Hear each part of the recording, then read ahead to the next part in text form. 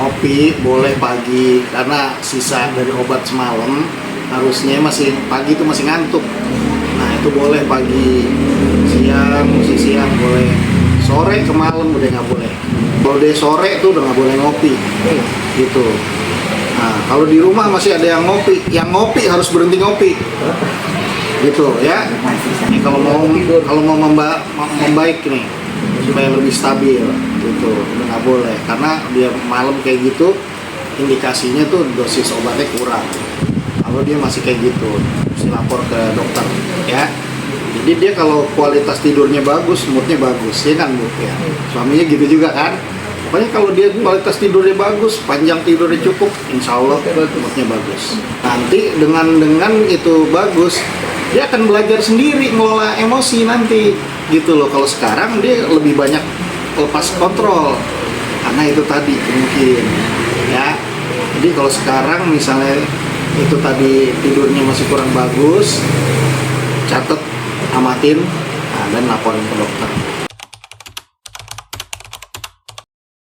Aku ngerasa pengobatan itu tepat gitu ya, bahwa penyakit ini harus diobati dengan minum obat antipsikotik itu tepat adanya.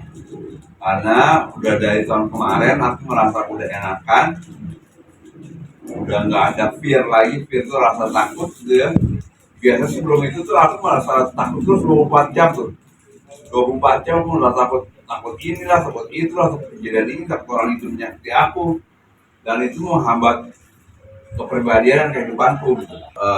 Bapakku bilang, wah nggak sanggup nih kalau di swasta katanya. Akhirnya dokter ini, dokter Jun dulu tuh, nyaranin BPJS aja Pak katanya. Akhirnya berobat di Duren Sawit.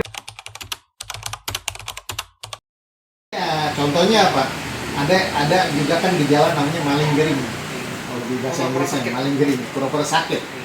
Misalnya kita bolos sekolah terus ditanya, pas kita masuk ditanya kamu sama ibunya dibangunin, oh aku sakit gini, enggak kamu nggak demam gitu. Nah itu maling gering.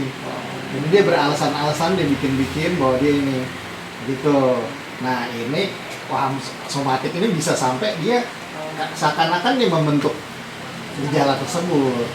Rasa schizofrenia ini sakit bener apa enggak gitu kan? Sebab yang udah cukup bagus ya, ngobrol nyambung biasa gitu loh. Misalnya apakah dia males atau memang itu dampak dari penyakit gitu. Apakah dia kurang gigih mencari pekerjaan atau karena memang dia ada kendala di situ. Orang umum bingung gitu. Nah, kalau kita yang udah 24 jam sama pasien, kita tahu akhirnya ini sakit memang gitu.